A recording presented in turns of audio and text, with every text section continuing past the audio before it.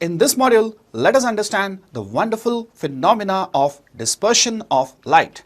Now let us see what is dispersion of white light.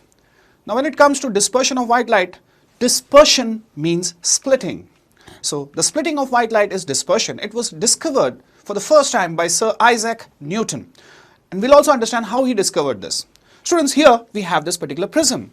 When this prism is kept erect on the table, the triangle which is facing us is called as the principal section of the prism. Now what I do is, through this principal section of prism, I pass a beam of white light. So when white light is incident on prism, what will happen?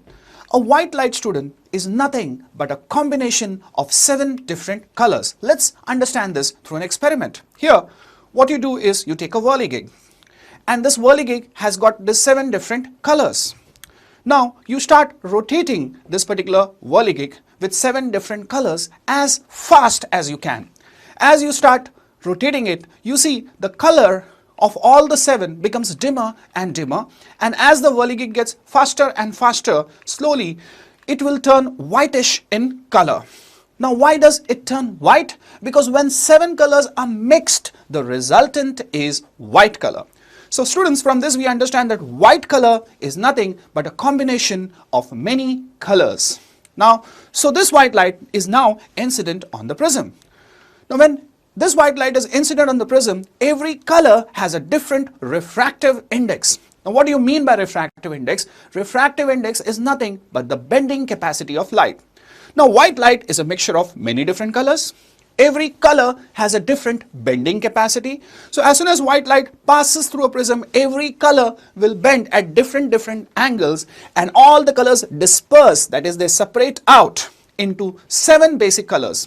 In the reverse order, we can remember the 7 colors as Vibgyor, that is violet, indigo, blue, green, yellow, orange and red.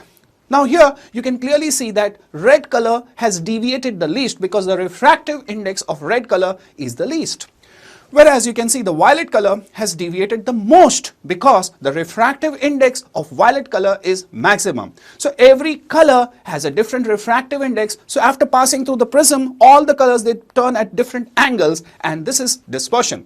So now let us define dispersion. This definition generally comes in exam for 1 mark. So let us look at this definition. The definition says the splitting up of white light into 7 colors on passing through a transparent medium like a glass prism is called dispersion of light. Now students, when there is dispersion of light, you can see the colors have not separated in line, but they have separated in band. So this band of colors which is formed due to dispersion is called as a spectrum. So what exactly is a spectrum, students? The band of 7 colors formed on the white screen when a beam of white light is passed through a glass prism is called spectrum. So students, these were 2 important definitions of dispersion of light and spectrum. Let us next understand this phenomena of recombination of white light. Now to understand recombination of white light, we will take the help of 2 prisms. The first prism, ABC, is an erect prism, and the second prism, TEF, is an inverted prism. Now what I do first is I pass white light to the prism ABC. Now we know when white light passes, it will undergo dispersion. So here I am only going to show 2 colors. The light which deviates the least, that is red, and the light which deviates the most, that is violet. And we know all other colors are between these 2 colors. Now when this dispersed light is made to pass through an inverted prism, what will happen? As soon as the dispersed light is made to pass through an inverted prism, the light will join back and it will come out as white light.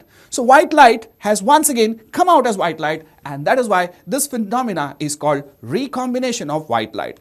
Students, this is the reason why a glass slab does not undergo dispersion. In a glass slab, there is no dispersion, and the reason is because it is a combination of 2 inverted prisms. So students, this was the wonderful phenomena of recombination of white light. Thank you.